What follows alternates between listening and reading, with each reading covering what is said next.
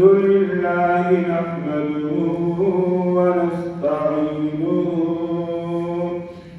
ونستغفره ونؤمن به ونتوكل عليه ونعوذ بالله من شرور أنفسنا ومن سيئات أعمالنا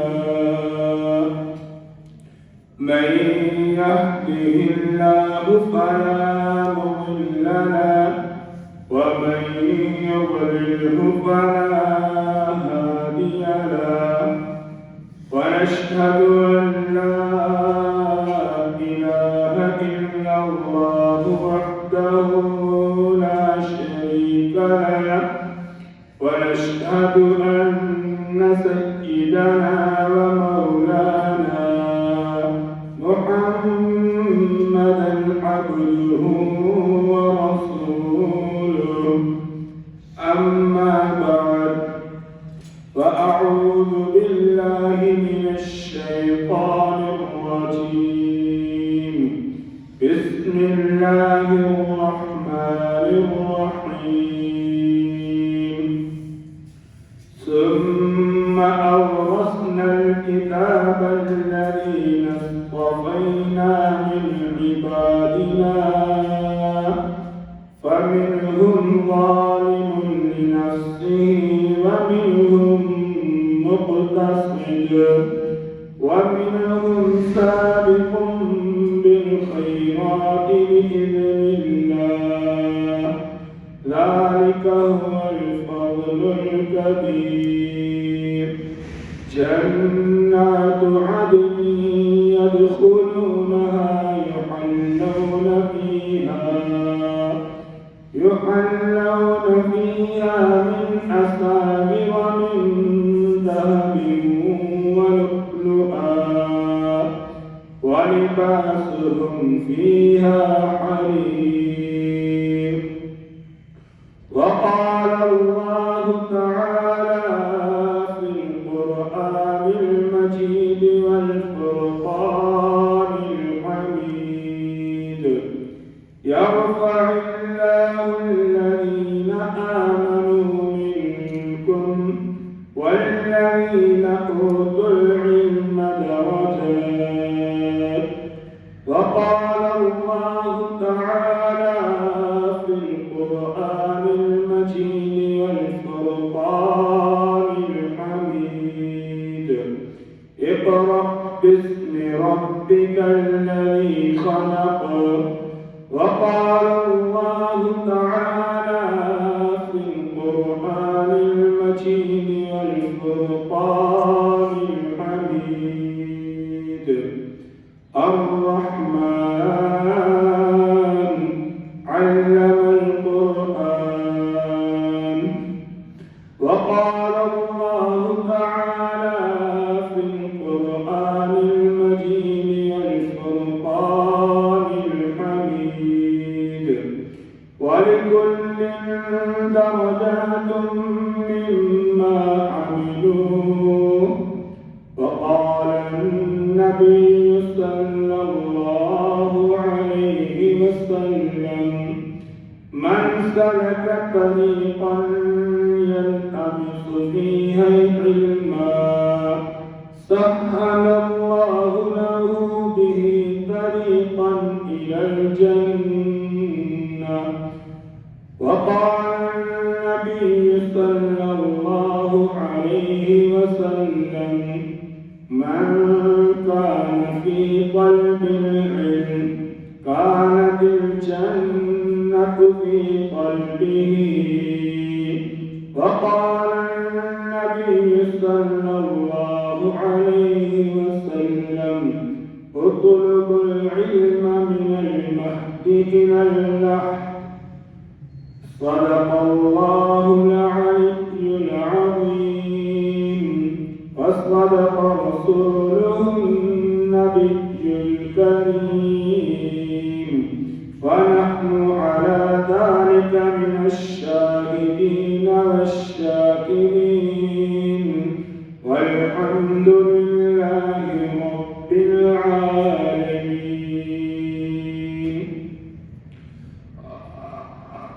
اللهم صل على محمد وعلى آل محمد كما صليت على إبراهيم وعلى آل إبراهيم إنك حميد مجيد.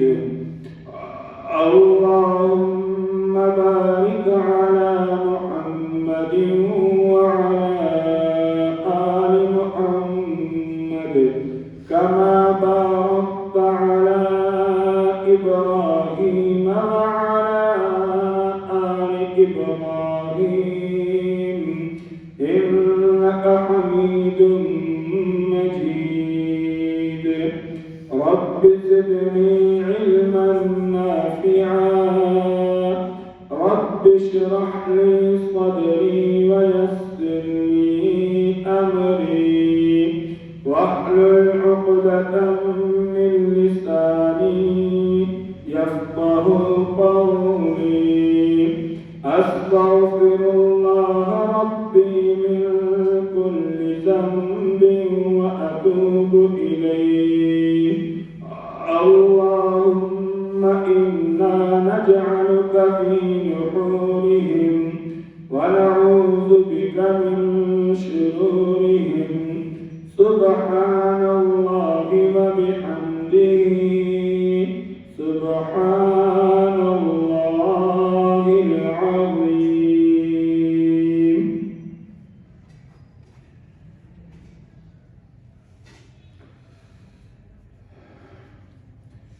میرے پیارے بھائیوں اور دوستوں اور بزرگوں،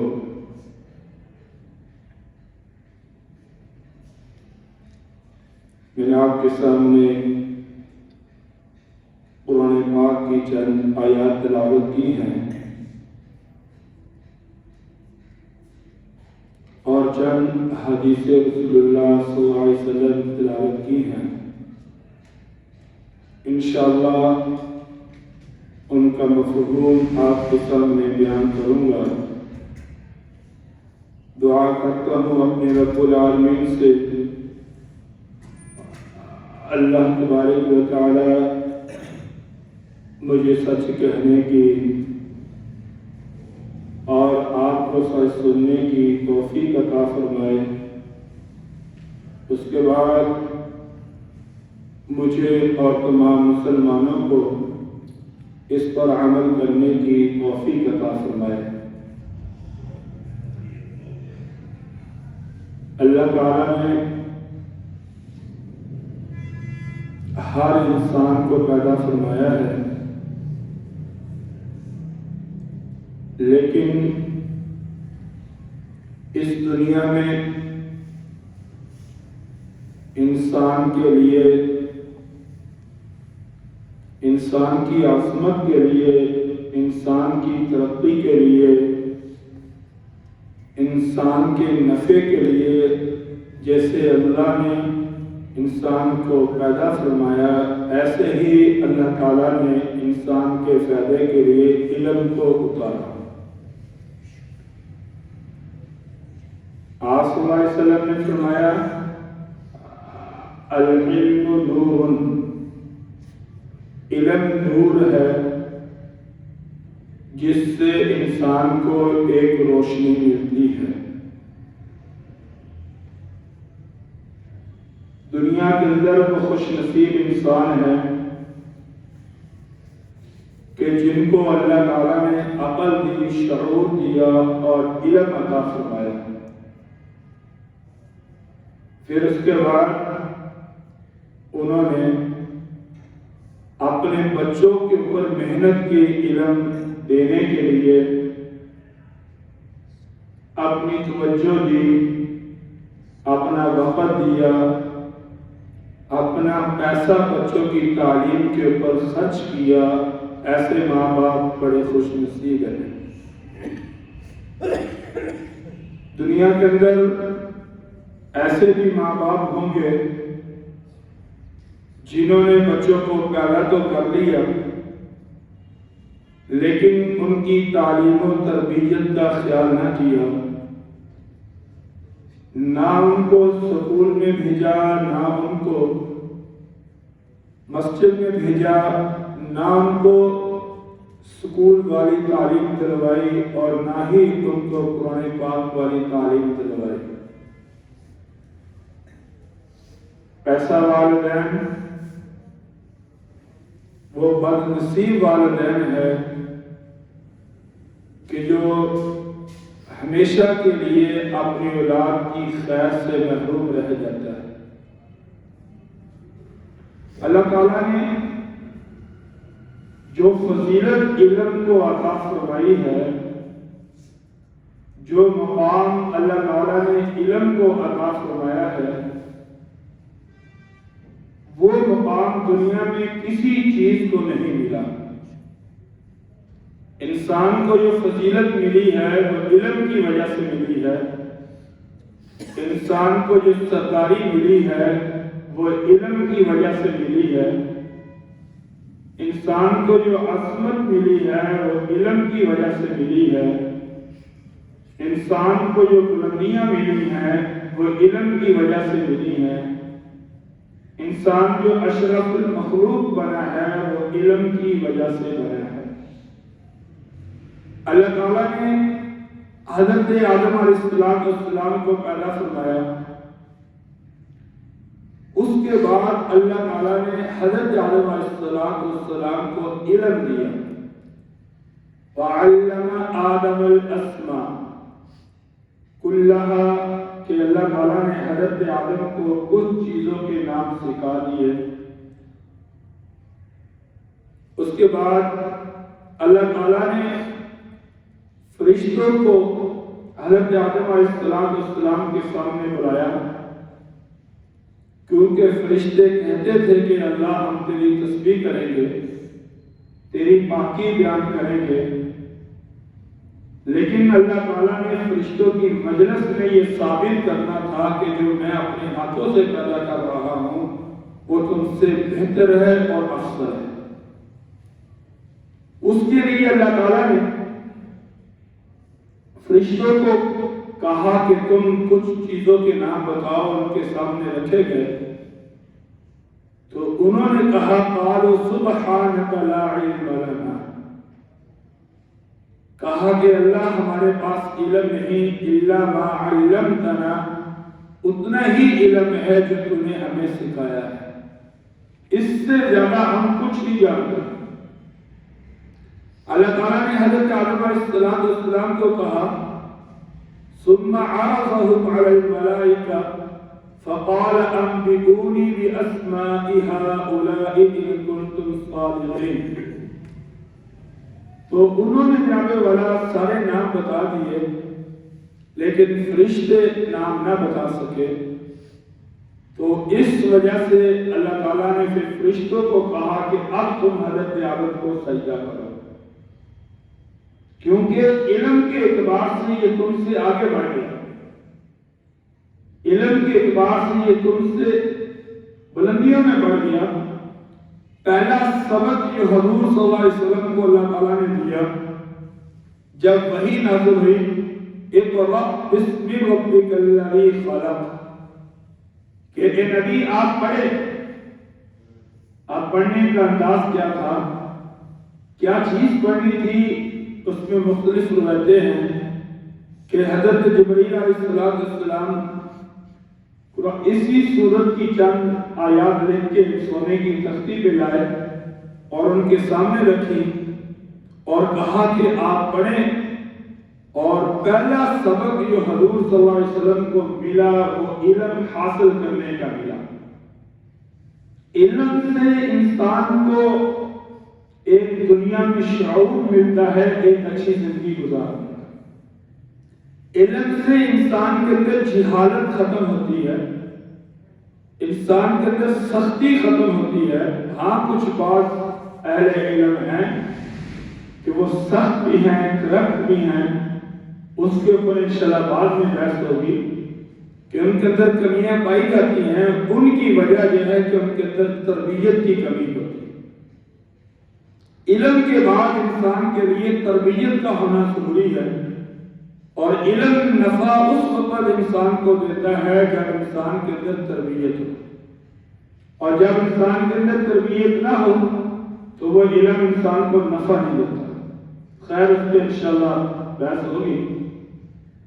اسی طرح سے اللہ تبارک و تعالیٰ نے ایک جگہ فرمایا کہ وَالَّذِينَ يَرْفَعُ اللَّهُ الَّذِينَ آمَنُوا مِنْكُمْ، کہ اللہ تعالیٰ جو لوگ ایمان لے کر آئے ان کو بلندیاں دیتے ہیں،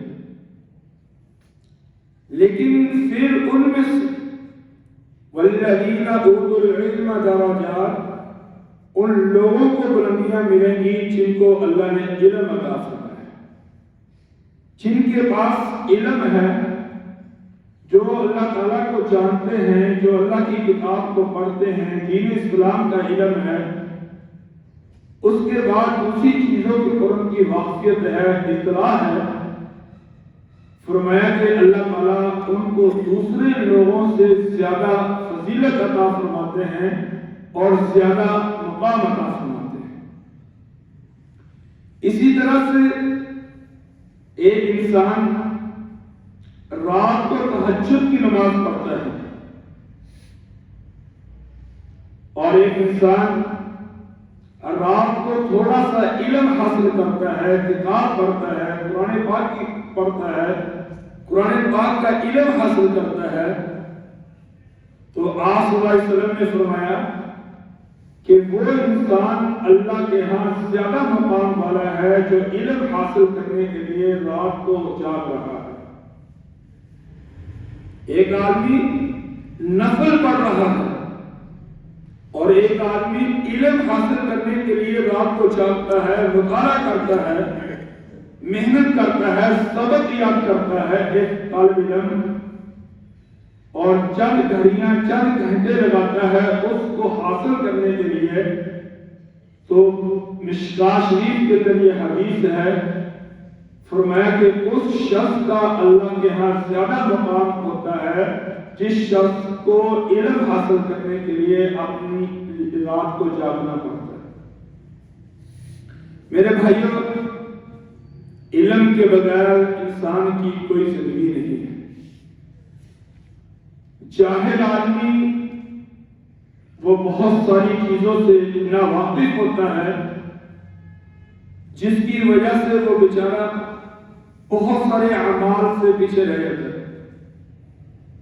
اب کچھ لوگ دوست ایسے ہیں، ان کو کہیے کہ آپ نماز پڑھیں، وہ کہتے ہیں کہ ہم معذور ہیں کہ ہمارا وضو نہیں رہتا۔ علم کی کمی ہے۔ اگر علم ہوتا تو ان کو یہ جاننا چاہیے کہ ایک دفعہ وضو کر لو اور نماز پڑھ لو، اگر وہ عذر بار بار پیش آئے گا تمہارا وضو نہیں ٹوٹے گا۔ یعنی ایک انسان کی ہوا خارج ہوتی ہے اور ایک فرض نماز 4 رکعتیں نہیں پڑھ سکتا، اب اس انسان کے لیے شریعت کا یہ حکم ہے کہ ایک دفعہ وضو کرے اور نماز پڑھنے، ہوا خارج ہوتی ہے تو ہوتی نہیں۔ ایک انسان کے جسم کے اندر سے خون نکلتا ہے، وہ رکتا نہیں، بند نہیں ہوتا، اس کے لیے شریعت کا یہ حکم ہے کہ وہ اپنا ایک دفعہ اس جگہ کو پاک کر لے، وضو کر لے اور نماز پڑھ لے۔ وہ آتا ہے تو آتا رہے، وہ معذور کا حکم ہے۔ ایک آدمی بیمار ہے، بخار ہے، وہ آدمی اگر وضو کرے گا تو اس کی بیماری میں اضافہ ہوتا ہے۔ ڈاکٹروں نے روکا ہے کہ پانی نہیں لگانا، وہ اپنے پاس ایک مٹی کا ڈھیلا رکھے، تیمم کرے اور نماز پڑھے۔ ایک آدمی کھڑے ہو کر نماز نہیں پڑھ سکتا، اس کو کوئی بیماری ہے، کوئی پرابلم ہے ٹانگوں میں یا گھٹنوں میں، اس کے لیے شریعت کا یہ حکم ہے کہ وہ بیٹھ کر نماز پڑھ لے، کرسی پہ بیٹھ کر نماز پڑھ لے، اللہ کے ہاں اس کی نماز ہو جائے گی۔ لیکن نماز کو چھوڑ دینا کسی عذر کی وجہ سے، یہ شریعت میں اجازت نہیں ہے۔ اگر انسان کے پاس نالج ہوگا تو وہ ایک سختی سے نکل کر دوسری نرمی میں آ جائے گا، ورنہ صحابہ کو بالکل چھوڑ دے گا۔ اسی لیے اللہ تعالیٰ نے قرآن پاک کے اندر ایک جگہ فرمایا کہ اِذَا خَاطَبَهُمُ الْجَاهِلُونَ قَالُوا سَلَامًا، کہ یہ دین جو ہے یہ پڑھے لکھے لوگوں کے لیے ہے، جو لوگ بحث کرتے ہیں اور جاہل ہیں ان کے ساتھ تمہیں بحث کرنے کی ضرورت نہیں، بس ان کو سلام کرو، کیونکہ ان کے اندر وہ دماغ نہیں، وہ چیز نہیں، وہ محل نہیں جو وہ شریعت کو سمجھ سکے اور وہ تمہاری بات کو جان سکے۔ جہالت کی وجہ سے وہ لوگ جو ہے وہ دین کو سمجھ نہیں سکتے اور وہ دین سے اپنے آپ کو دور کر دیتے ہیں۔ اللہ تعالیٰ نے بڑے پیارے انداز کے ساتھ قرآن پاک کے اندر سوال کر کر کے سمجھایا، فرمایا کہ قُلْ هَلْ يَسْتَوِي الَّذِينَ يَعْلَمُونَ وَالَّذِينَ لَا يَعْلَمُونَ۔ اے لوگوں یاد رکھنا، صاحب علم آدمی، جاننے والا آدمی اور نہ جاننے والا آدمی کبھی برابر نہیں ہو سکتا۔ اللہ کے ہاں کبھی برابر نہیں ہو سکتے۔ الرحمن یعنی رحمان علم القرآن، کہ جس نے قرآن کی تعلیم دی، کیوں دی؟ اس لیے بھی کہ انسان کو پتہ چلے، جینے کا شعور آئے، اور پہلی صرف رحمان ہے۔ گویا کہ جو آدمی اپنے آپ کو علم میں لگائے ہوا ہے کہ اس کے اوپر اللہ کی رحمت ہے۔ ایک حدیث میں آتا ہے، فرمایا کہ قیامت کے دن علم والوں کا میں سفارشی ہوں گا۔ اب صحابہ نے پوچھا یا رسول اللہ صلی اللہ علیہ وسلم، کتنی تعداد میں انسان کے پاس علم ہونا چاہیے کہ آپ اس کی سفارش کریں گے، آپ اس کے ایمان کی گواہی دیں گے؟ ظاہری بات ہے، کچھ لوگ تو تھے جو بڑے بڑے عالم بن سکتے تھے، لیکن کچھ ہمارے جیسے بھی تھے۔ آپ نے فرمایا کہ جو انسان 40 حدیثیں یاد کر لے، میں نبی قیامت کے دن اس کا سفارشی بھی ہوں گا اور اس کی ایمان کی گواہی بھی ہوں گا۔ یہ مشکاہ شریف کے اندر حدیث ہے۔ اب 40 حدیثیں ہمارے لیے نارمل ہیں، وضو کیسے کرنا ہے، استنجا کیسے کرنا ہے، مسجد میں کیسے داخل ہونا ہے، مسجد سے باہر کیسے نکلنا ہے، نماز کیسے پڑھنی ہے، پھر نماز کی ابتدا کہاں سے کرنی ہے، پھر انتہا کہاں کرنی ہے، پھر رکوع کرنا ہے، پھر سجود کرنا ہے، پھر رکوع اگر نہ کریں گے تو کیا ہوگا، سجود نہ کریں گے تو کیا ہوگا، 2 رکعتوں کے بعد تشہد میں نہ بیٹھیں گے تو کیا کرنا پڑے گا، کتنی رکعتیں ظہر کی پڑھنی ہے، کتنی عصر کی پڑھنی ہے، کتنی مغرب کی پڑھنی ہے، زکوٰۃ دینی ہے، کتنی دینی ہے، قربانی کا جانور کرنا ہے، کیسا کرنا ہے، کتنا کرنا ہے، کتنی عمر ہونی چاہیے، یہ ساری چیزیں اگر ہم معلومات پڑھیں تو 40 حدیثیں نارمل ہو جائیں گی۔ اور اتنا علم جس سے انسان کو اپنے فرائض ادا کرنا یعنی ضروری ہو، وہ ہر انسان کو ان کو حاصل کرنا ضروری ہوتا ہے۔ اگر نہیں کرے گا وہ انسان نادان ہو کر مرے گا، جاہل ہو کر مرے گا۔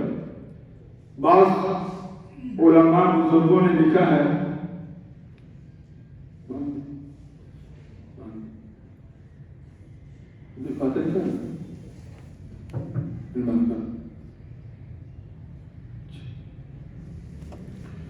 کہ ہمارے علاقوں کے اندر، دیہاتیوں کے اندر، دیہات علاقوں کے اندر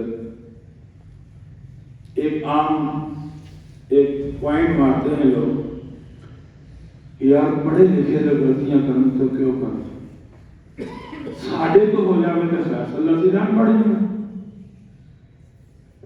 یعنی اگلے بندے کو شیئر کرنے واسطے تسی کرو تو کیوں کرو، ساڑھے تو ہو جاوے تو فیصلہ اللہ سے جان پڑے گا۔ تو اب فرمایا کہ قیامت کے دن جب اللہ کے پاس دونوں حاضر ہوں، اللہ پوچھے گا جناب تم نے یہ غلط کام کیا، تمہیں علم تھا، کیوں کیا، پھانسی ہو گئی۔ اب دوسرے سے پوچھا جائے گا جناب تم نے نماز نہیں پڑھی، تم نے روزہ نہیں رکھا، زکات نہیں دی، والدین پہ ظلم کیا، 2 نمبر کام کیے، چوری کی، فراڈ کر کے کام کیا، اب تم حساب کتاب دو. وہ کہیں گے یا اللہ ہم تو جاہل تھے، ہمیں تو علم ہی نہیں تھا. اب وہاں ایک اللہ تعالیٰ فرمائیں گے کہ تمہیں دنیا کی ہر چیز کا علم تھا لیکن نہیں تھا تو میری ذات کا علم نہیں تھا. اب وہاں کیا جواب ہوگا تمہارے پاس کہ دنیا میں یعنی وہ کہتے ہیں نا گھر والے کچھ، وہ ایک آدمی تھا کبھی کسی کے تھپڑ مار دیتا کبھی کسی کے مار دیتا. اس نے کہا کہ یار اس کا والد کہتا آگے کہ یہ زندہ یا بندہ میں پتہ نہیں چل رہا جو تھپڑ مارتا. تجھے نے کیا کہتے تیرے منہ سے بھی مارے، یعنی لوگوں نے یہ توڑنا پھر دے شیشے گڑیاں دے، یہ لوگوں نے منہ توڑنا پھر دے کہتے تیرے بھی مارے ہیں. چلو بے وقوف ہے، پاگل. اسی طرح سے ہم دنیا کے ہر کام کے اندر ہم پروفیسر، زراعت کے شعبے میں، دکانداری کے شعبے میں، ہر چیز کے شعبے کے اندر ہمارا نمبر 1 بننے کی کوشش کرتے ہیں. لیکن جب دین کا علم آتا ہے اس وقت ہم کوشش کرتے ہیں کہ بس گزارا ہو جائے. فرمایا وَلَنْ مَاتُ وَلَنْ نُورُ، فرمایا کہ یاد رکھنا جیسے اندھیرا اور روشنی برابر نہیں ہو سکتے، ایسے ہی علم اور صاحب علم اور جو جاننے والا ہے اور نہ جاننے والا برابر نہیں. وَلَا الظِّلُّ وَلَا الْحَرُورُ، جیسے سایہ اور گرمی برابر نہیں ہو سکتے، ایسے ہی علم والا اور جاہل برابر نہیں ہو سکتے. وَمَا يَسْتَوِي الْأَحْيَاءُ وَلَا الْأَمْوَاتُ، جیسے زندہ اور مردہ برابر نہیں ہو سکتے، ایسے ہی صاحب علم اور جاہل برابر نہیں ہو سکتے. اور یہ وَمَا يَسْتَوِي الْأَعْمَى وَالْبَصِيرُ، جیسے اندھا دیکھنے والا برابر نہیں ہو سکتا، ایسے ہی صاحب علم اور جاہل برابر نہیں ہو سکتا. اور یہ اللہ تبارک و تعالیٰ نے ترغیب دی ہے قرآن پاک کے اندر، بلکہ ایک آیت کے اندر فرمایا ثم اورثنا الکتاب الذین اصطفینا من عبادنا، کہ ہم نے اس کتاب کا وارث ان لوگوں کو بنایا جن کو ہم نے پسند کیا. 22واں پارہ. اور اللہ تعالیٰ نے واضح طور پہ کہا کہ ہم نے اس قرآن کا علم، اس قرآن کو پڑھنے والے وہ لوگ ہیں جن کو ہم نے پسند کیا ہے، اور جن کو ہم نے پسند نہیں کیا وہ لوگ اس قرآن کی نعمت سے دور ہیں. اگر فرمایا پھر اگلی ہے فرمایا کہ جنہوں نے اس قرآن کا علم حاصل کیا، کچھ تو ایسے تھے فَمِنْهُمْ ظَالِمٌ لِنَفْسِهِ، جو پڑھ کر ظالم بن گئے، جنہوں نے اس کو چھوڑ دیا آگے پیچھے چلے گئے. وَمِنْهُمْ مُقْتَصِدٌ، بعض ایسے تھے جو میانہ روی سے رہے، کبھی غلطی ہو جاتی کبھی نیکی کر لیتے، کبھی غلطی ہو جاتی کبھی نیکی کر لیتے، اس طرح رہے. بات بڑی سنو. وَمِنْهُمْ سَابِقٌ بِالْخَيْرَاتِ بِإِذْنِ اللَّهِ، بعض بہت آگے بڑھ گئے، یعنی جنہوں نے قرآن کی تعلیم حاصل کی 3 گروہ بن گئے. نمبر 1 جنہوں نے اس پہ عمل نہیں کیا. نمبر 2 جنہوں نے کبھی عمل کیا کبھی چھوڑا. نمبر 3 جنہوں نے مکمل طور پر علم کو حاصل کیا اور پھر اس کے ساتھ عمل بھی کیا. اللہ فرماتے ہیں یاد رکھنا یہ قرآن کتاب ایسی ہے، علم ایک ایسی شان والی دولت ہے کہ جس کو میں عطا کر دوں میں اس کی عملی زندگی کو کم ہی دیکھوں گا. جنات عدن يدخلونها يحلون فيها من أساور من ذهب ولؤلؤا. فرمایا کہ جو بھی قرآن کے حافظ ہوں گے، قرآن کو پڑھنے والے ہوں گے، اوپر دیکھ کے پڑھنے والے ہوں گے، جن کے پاس بھی یہ قرآن کا علم ہوگا، میں قیامت کے دن اپنے ہاتھوں سے ان کو جنت کے سونے کے کنگن پہناؤں. وَلِبَاسُهُمْ فِيهَا حَرِيرٌ، اور ان کا جو لباس ہوگا ریشم کا لباس ہوگا. ایک حدیث میں آپ صلی اللہ علیہ وسلم نے فرمایا کہ من سلک طریقا، کوئی آدمی اپنے گھر سے نکلتا ہے، یلتمس فیہ علما، اور وہ علم حاصل کرنے کے لیے نکلتا ہے، فرمایا کہ سہل اللہ لہ بہ طریقا الی الجنہ، اللہ تعالیٰ اس کی وجہ سے اس کے لیے جنت کا راستہ آسان فرما دیتے ہیں۔ یعنی ایک بچہ تم تیار کر کے صبح کو مسجد میں بھیجتے ہو، پھر وہ بچہ واپس جاتا ہے، پھر وہ بچہ اپنے سکول جاتا ہے، پھر وہ بچہ اپنا واپس آتا ہے، پھر وہ بچہ شام کو مسجد جاتا ہے، پھر وہ بچہ واپس آتا ہے، فرمایا کہ ظاہری طور پر وہ تمہیں نظر آتا ہے کہ وہ سڑکوں کے اوپر چل رہا ہے، حقیقت میں وہ جنت کی سڑکوں کے اوپر چل رہا ہے۔ اور جو ماں باپ اپنے بچوں کے اوپر محنت کرتے ہیں وہ خوش نصیب ماں باپ ہوتے ہیں۔ بچے پیسوں سے نہیں بنتے، پیسہ ایک سبب ہے بچوں کو تعلیم دلانے کا۔ بچے اس وقت پڑھیں گے جب تم اپنے بچوں کے اوپر توجہ دو گے، بچے اس وقت پڑھیں گے جب تمہیں بچوں کو پڑھانے کی طلب ہوگی، بچے اس وقت پڑھیں گے جب تم بچوں کا روزانہ کا کام چیک کرو گے، بچے اس وقت اچھا پڑھیں گے جب تمہیں پتا ہو کہ ہمارے بچے اسکول جا رہے ہیں، مدرسے میں جا رہے ہیں، قاری کے پاس جا رہے ہیں، ان کا سبق کہاں ہے۔ تقریباً 15-16 سال کا تجربہ ہے اس شعبے کے اندر، 100 میں سے 98% والدین ایسے ہیں جن کو اپنے بچوں کی پرواہ نہیں، 2% والدین ہوتے ہیں جو پوچھتے ہیں کہ بیٹا تمہیں کتنا پڑھا ہے، تمہیں کچھ آتا بھی ہے، ذرا مجھے بھی سناؤ کیا ہے، کتنی تمہارے پاس ہے، کتنی دعائیں پڑھ لی، کتنی اسکول میں ہے، کون سا ہوم ورک ملا ہے، کیا ہے، کون سی پوزیشن آئی ہے، کلاس میں کتنے نمبر لیے ہیں۔ 2% ایسے بچے ہیں، ایسے والدین ہیں جو پوچھتے ہیں، باقی نہیں۔ بلکہ اکثر جو بچوں کو کبھی سبق یاد نہ کریں تو ان کے والدین کو کہیں کہ یار بچے تمہارے پڑھتے نہیں، سبق یاد نہیں کرتے، وہ آگے سے جواب دیتے ہیں کہ تمہیں پیسے دینے کا کیا فائدہ ہے۔ یہ جواب ہمیں ملتا ہے، ہم سنتے ہیں اور ہم ہنستے بھی ہیں۔ ہم کہتے ہیں کہ یعنی یہ 1000-2000 روپے دے کر یہ مطمئن ہے کہ اب ان کے بچے جو ہیں وہ جناب والا ٹاپ کر دیں، ان کو کچھ نہ کرنا پڑے۔ جس بچے کو مہنگا موبائل لے کر دے دو گے اور ساری رات وہ گیمیں کھیلے گا، سارا دن وہ گیمیں کھیلے گا، اور جس بچے کے پاس ہزاروں روپے جیب میں ہوں گے اس بچے نے خاک پڑنی۔ جس بچے نے اپنے جس کے والدین کو پتہ نہیں ہمارا بچہ کہاں جا رہا ہے کہاں آ رہا ہے، اس نے کیا بننا میرے؟ ہاں یہ ہے کہ وہ مطمئن ہوگا ماں باپ کے اسکول جا رہا ہے، مدرسے جا رہا ہے، مطمئن ہوگا، لیکن جب اس کو پتہ چلے گا اس کی اس وقت آنکھیں کھل چکی ہوں گی کہ اس کے بچے کے پاس کچھ نہیں۔ ایک بہت مہنگے اسکول کے اندر ہم ایک بچہ داخل کروانے جائے، میں بھی ساتھ تھا، تو وہاں ایک باپ بیٹھا تو آنکھوں میں اس کی آنسو تھے اور رو رہا تھا، میں بھی بیٹھ گیا۔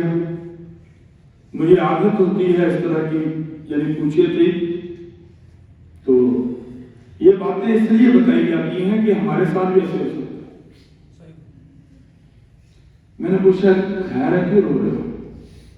کہنے لگا ایک اسکول کے اندر میرے 3 بچے پڑھے، پلے سے لے کر 8ویں تک، کبھی دوسری پوزیشن، کبھی تیسری پوزیشن، کبھی کپ لے کے آ رہے ہیں، کبھی شیٹ لے کے آ رہے ہیں، اور 9ویں کے اندر اب جب رزلٹ آیا ہے ان کا تو تینوں فیل ہو گئے۔ اب میں پوچھنے آیا ہوں اسکول والوں سے کہ روزانہ کے یعنی مہینے کا اس وقت 3000 فیس تھی، اب تو 4-5 ہزار ٹاپ کے اسکولوں کی ہے شہر کی جگہ کہ 3-4 ہزار روپے اسکول کی فیس، 3-4 ہزار روپے کرایہ، تو 100 روپے وہ خرچہ لے کر اتنی بچاتا ہوگا کہ 9 سال کے بعد وہ باپ اسکول میں آ رہا ہے، پوچھ رہا ہے کہ میرے بچوں کا یہ رزلٹ کیوں آیا؟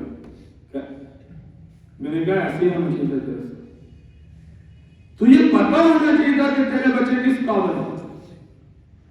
اب ماتم کر اپنی بے بسی کا، اب ماتم کر تو اپنی اس غفلت کا جو تم نے اپنے بچوں کے ساتھ برتی. بلکہ ہمیں تو ایسے بچوں کا سامنا کرنا پڑتا ہے جو ہمارے پاس پڑھنے آتے ہیں کہ نہ ان کے کپڑے چاہیے، نہ انہیں جوتیاں چاہیے، نہ انہیں ٹوپیاں چاہیے یا پاجام نسل، بلکہ سپارے بھی ایسے ہوتے ہیں اللہ کی قسم ان کے سبق پڑے ہوئے تھے. اب وہ بچہ ہمارے پاس قرآن کی تعلیم لے نہیں آ رہا ہے. بلکہ ایک جگہ پہ بیان ہو رہا تھا کہ یہ باپ فوت ہوا ہے اور اس کے بیٹے کو دعائے نماز جنازہ نہیں آتی. میں نے اس وقت دل میں کہا کہ اس کے بیٹے کا قصور نہیں، اسی کا قصور ہے.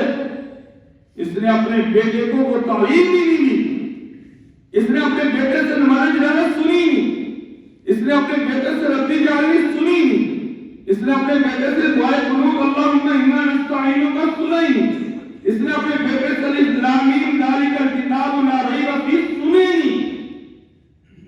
اب وہ کیا ملے، اب وہ کیا کر دے گا بیٹا؟ میرے بھائیوں، علم انسان کو ایک شان عطا فرماتا ہے. علم انسان کو اللہ کے پاس ایک مقام دیتا ہے. علم انسان کو جہالت سے نکال کر روشنی میں لے کر آتا ہے.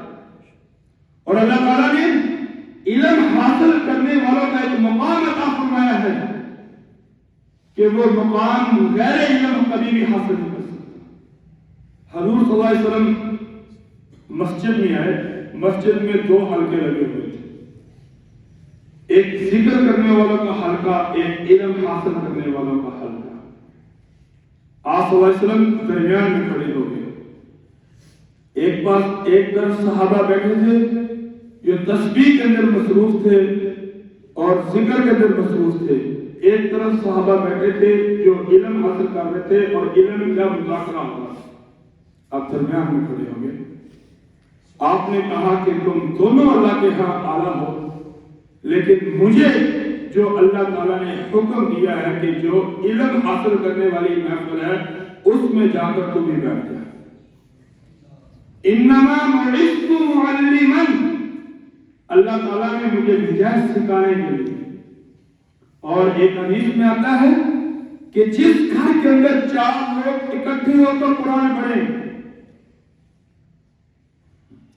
جس گھر کے اندر 4 لوگ اکٹھے ہو کر قرآن پڑھیں، گھر کا ذکر ہے گھر کا، کیونکہ ہر گھر کے اندر 2-3 بیٹیاں 2-3 بیٹے زیادہ جو اس طرف زیادہ اتنے ہوتے ہیں.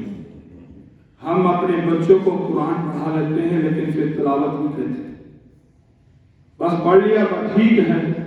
اب قرآن پاک صرف یا تو جہیز میں دینے کے لیے ہوگا یا لوگوں کو دکھانے کے لیے ہوگا یا پھر مرنے کے بعد قبر میں پڑھنے کے لیے ہوگا یا قرآن خوانی کے لیے ہوگا. اب حالانکہ ہر باپ کو چاہیے کہ اپنی اولاد کو پابند کرے، صبح اٹھ کر اپنی بیٹیوں کو کہ ایک گھر کے اندر ایک محفل لگاؤ جس میں قرآن پڑھا جائے. فرمایا کہ اس کا فائدہ کیا ہے؟ فرمایا کہ وَنَزَّلَتْ عَلَيْهِمُ الْمَلَائِكَةُ، ان کے اوپر اللہ کے فرشتے نازل ہوتے ہیں. وَغَشِيَتْهُمُ الرَّحْمَةُ، ان کے اوپر اللہ کی رحمت نازل ہوتی ہے. اور پھر فرمایا کہ وَحَفَّتْهُمُ الْمَلَائِكَةُ، اور چاروں طرف سے اللہ کے فرشتے ان کو گھیر لیتے ہیں. اور فرمایا وَذَكَرَ اللَّهُ فِي مَنْ عِندَهُ، اور اللہ ان قرآن پڑھنے والوں کا اور علم حاصل کرنے والوں کا ذکر اپنی فرشتوں کی محفل میں فرماتے ہیں. کیا ہم نہیں چاہتے کہ ہمارا ذکر اللہ کے فرشتوں کی محفل میں؟ کیا ہم نہیں چاہتے کہ ہمارا ذکر اللہ کی زبان میں؟ کیا ہم نہیں چاہتے کہ ہمارا ذکر اللہ کی ذات کرے؟ تو اس کے لیے میرے بھائیوں ہمیں علم حاصل کرنا چاہیے. اس کے لیے ہمیں تعلیم اپنے بچوں کو دلوانی چاہیے اور اس کے اوپر محنت کرنی چاہیے. اسی طرح سے ایک دفعہ آپ صلی اللہ علیہ وسلم بیٹھے ہوئے تھے. ذکر رسول اللہ صلی اللہ علیہ وسلم رجلین، آپ کے سامنے 2 شخصوں کا ذکر کیا گیا. فرمایا کہ ایک عالم ہے اور ایک عابد ہے، عابد عبادت کرنے والا، ایک علم والا ہے۔ آپ بتائیں یا رسول اللہ علیہ وسلم ان دونوں کا مقام کیا ہے؟ عابد کوئی سنت نہیں چھوڑتا، کوئی نفل نہیں چھوڑتا، کوئی مستحب نہیں چھوڑتا، گویا کہ عشاء کی ستارہ رکھتے پڑتا ہے، ظہر کی 8 رکھتے پڑتا ہے، اور اس لیے ظہر کی 12 رکھتے پڑتا ہے، عصر کی 8 رکھتے پڑتا ہے، مغرب کی 7 پڑتا ہے، 7 نفل بھی پڑتا ہے، تہجد بھی پڑتا ہے۔ اور عالم جو علم والا ہے وہ صرف اپنے فرض پڑھ کر ضروری عبادت کر کے وہ علم کی مصروفیت میں مشغول ہو جاتا ہے۔ آپ بتائیں ان میں سے مقام کس کا زیادہ ہے؟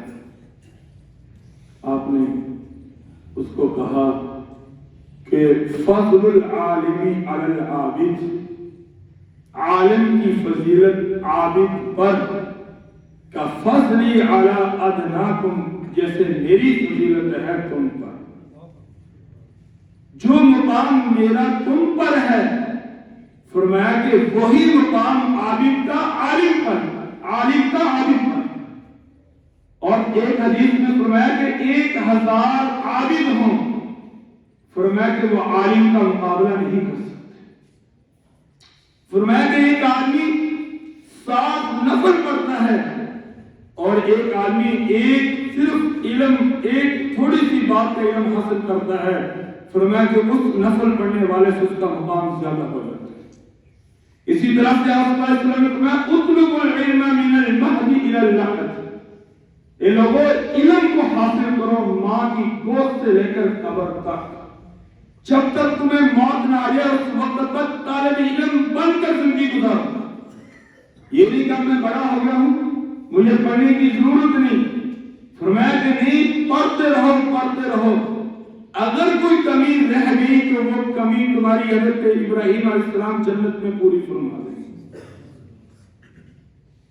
شہروں کے اندر الحمدللہ، مسجدوں کے اندر، بلکہ ہماری مسجد کے اندر یہ ایک ترتیب بنی ہوئی ہے کہ تعلیم بالغہ، جو بڑے لوگ ہیں ان کی تعلیم، مغرب کے بعد عشاء کے بعد دکاندار ساتھی وہ آتے ہیں، ہمارے جو بڑے استاد ہیں مفتی صاحب اور جو ساتھی ہیں وہ وہاں بیٹھتے ہیں اور پھر 4-5 طالب علم بٹھا کر پھر ہر ایک کا قرآن سنا جاتا ہے، نماز سنی جاتی ہے، وضو کا طریقہ بتایا جاتا ہے، نماز پڑھنے کا طریقہ بتایا جاتا ہے۔ اور میرے بھائیوں اصل یہی نہیں ہے۔ اور رہ گئی بات دینی تعلیم اور دنیاوی تعلیم، دونوں اگر تمہارے ذہین بچے ہیں دونوں تعلیم اپنے بچوں کو دو۔ اگر تمہارا بچہ قابل بچہ ہے، اس کا ذہین ہے، اس بچے کو جب تم سکول میں چھوڑ کر آؤ پلے کے اندر، اس کے قرآن پڑھنے کا ایک اچھے قاری کا انتخاب کرو کہ جو اس کو عربی لہجے کے اندر قرآن پڑھائے، جو اس بچے کو صحیح تلاوت کے ساتھ قرآن پڑھائے۔ جب تمہارا بچہ 3 یا 4 میں جائے گا وہ بچہ ناظرہ قرآن پڑھ چکا ہوگا۔ اس بچے کو پھر حفظ کلاس، قرآن کی حفظ کی جو کلاس اس میں بٹھا دو، 5، 6، 7 میں تمہارا بچہ حافظ قرآن ہوگا۔ میں یہ گرانٹڈ بات کر رہا ہوں، اگر توجہ ہو اور جس کا بیٹا اللہ تعالیٰ قرآن کا حافظ بنا دے وہ دنیا کا خوش نصیب ماں باپ ہے، اور اس کو اللہ تعالیٰ قیامت کے دن بہترین تاج پہنائیں گے۔ لیکن اگر اپنے بچے کو توجہ نہ دو، سکول کی طرف توجہ دو اور قرآن کی تعلیم نہ دلواؤ، جب تم مر جاؤ گے تو وہ تمہارے جنازے کو رسوائے BBC سے اور کچھ نہیں پڑھ سکے۔ اگر صرف یہ تعلیم دلوا دو اور سکول والی تعلیم نہ دلواؤ تو وہ بچہ بھی بہت پیچھے رہے گا۔ قرآن کی برکت ہے، اللہ تعالیٰ نے قرآن پڑھنے والا کو بڑا مقام عطا فرمایا ہے، وہ کبھی یعنی بچہ دنیا کے لحاظ سے، کھانے پینے کے لحاظ سے پیچھے نہیں رہ سکتا، لیکن جو فائدہ سکول ایک حافظ ایک عالم سکول پڑھ کر اس عوام کو دے سکتا ہے وہ بغیر سکول کے بہت کم دے گا۔